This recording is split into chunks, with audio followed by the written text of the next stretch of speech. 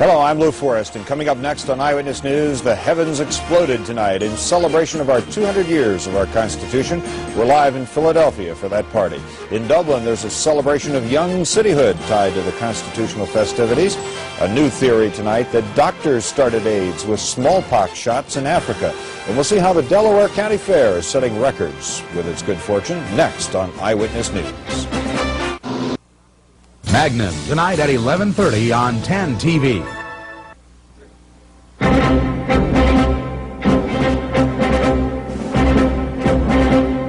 From WBNS, 10 TV in Columbus, Lou Forrest, Teresa Lucanis, Joe Holbrook, and Barry Katz. This is 10 TV Eyewitness News.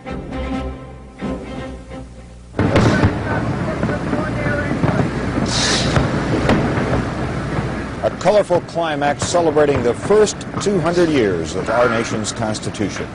Good evening, everyone. The United States Constitution is still as strong tonight as it was when it was first given life 200 years ago today. It provides our backdrop and the theme for our newscast tonight. Just think about it. When a bunch of weary patriots signed the Constitution back in 1787, little did they know what kind of birthday party 20th century Americans would throw for that.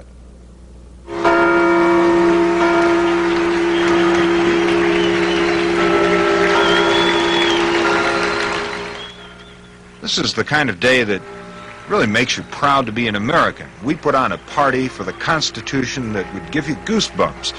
Now, it rained a lot during Philadelphia's big parade, but that did not dampen the patriotism in the thousands of onlookers in the crowd. And it sure didn't wash out the smiles of school children enjoying all the music and the glitter. President Reagan marked the occasion by reminding us that the Constitution did not have an easy beginning. It was born, really, out of a crisis. It wasn't the absence of problems that won the day in 1787. It wasn't the absence of division and difficulty.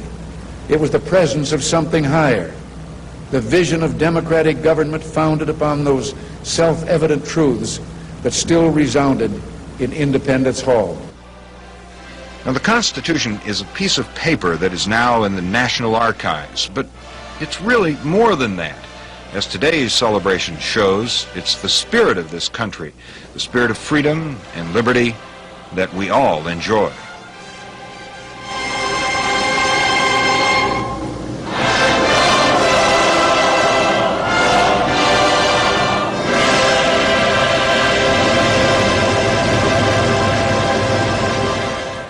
There are some Americans who are looking at the Constitution in terms of dollars and cents. We all remember the commercialism surrounding the Statue of Liberty's centennial party. But as Stu Nicholson found out tonight, when it comes to the document that's the foundation of our nation and our way of life, the Constitution is a commercial flop. It was an orgy of celebration and commercialization, and if it had anything to do with the Statue of Liberty, we bought millions of them. One of the hottest sellers, Liberty coins. One dealer estimates some 15 million of the gold and silver commemoratives were bought by Liberty-hungry consumers. Okay, here they are, the Constitution commemorative coins, a surefire bestseller, right? Well, right now, the Constitution stuff is really selling pretty bad. Probably selling maybe 1% of what we were selling the Statue of Liberty, if that much.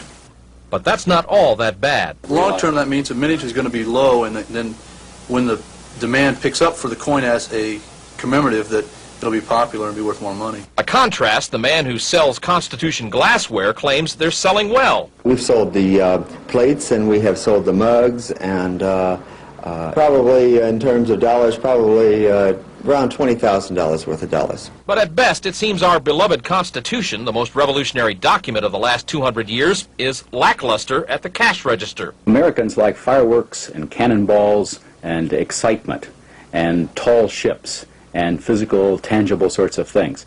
The concept of the Constitution is more abstract and conceptual, and a concept is never going to compete with a cannonball. Blackwell says corporate America didn't exactly jump to sponsor the Constitution festivities the way they did for Miss Liberty. But the news isn't all bad. Books about the Constitution are hot sellers. As a matter of fact, a special issue of Life magazine dealing with the Constitution was an almost instant sellout. So we can take some comfort in the fact that while the souvenir business isn't doing so well, At least we're apparently spending more money to learn more about the document that makes America work. Stu Nicholson, Eyewitness News. Now, perhaps nowhere is a sense of patriotism more alive tonight than in Philadelphia, because that's where our Constitution was born, and that's where Teresa has spent the day. She joins me now live from Philly. And Teresa, how's the commercialism there? Well, Lou, you know, when we talk about commercialism, it's certainly nothing new. We hear about it each and every year in December at Christmas time, and I'm sure we'll hear about it again this year. And definitely it was here. There were plenty of vendors selling bags, T-shirts, buttons. This one, by the way, this button, Lou, is for you. I picked it up for your button collection. So as you can see, even I bought into it to a certain extent. But I don't know if buying a few souvenirs really means we've sold out on the real meaning behind this event.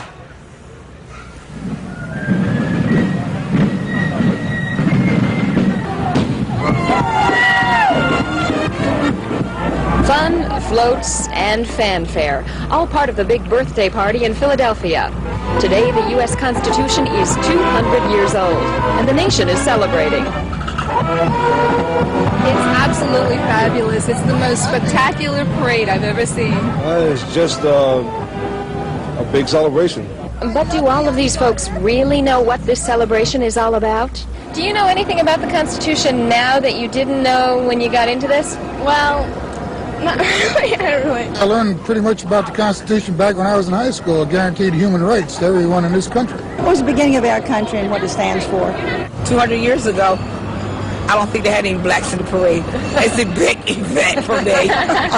Ours is a nation as diverse as it is vast, but it is those differences that keeps us strong. And today in Philadelphia, we the people, we're truly one nation under God.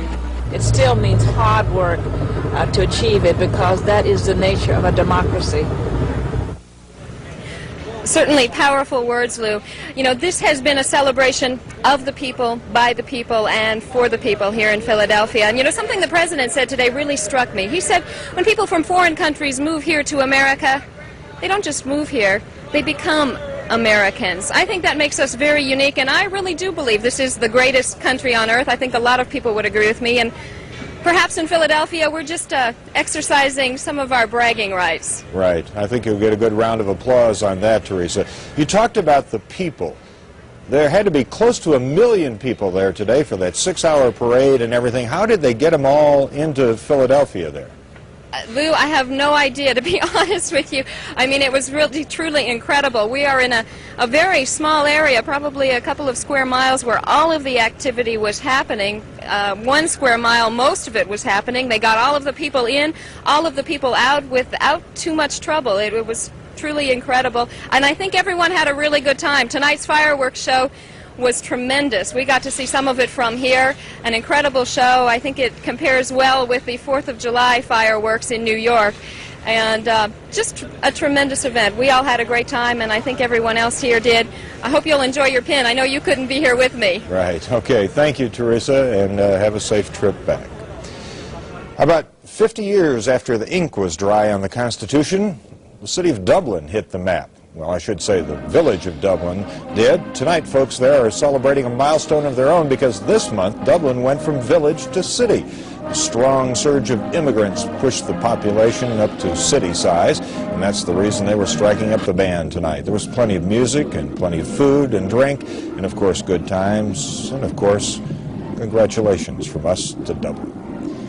In less than an hour, we head into our 3rd century of freedom and democracy. You know, ours is the oldest constitution operating in the world, and it works. I'll be back with the rest of today's news in a moment.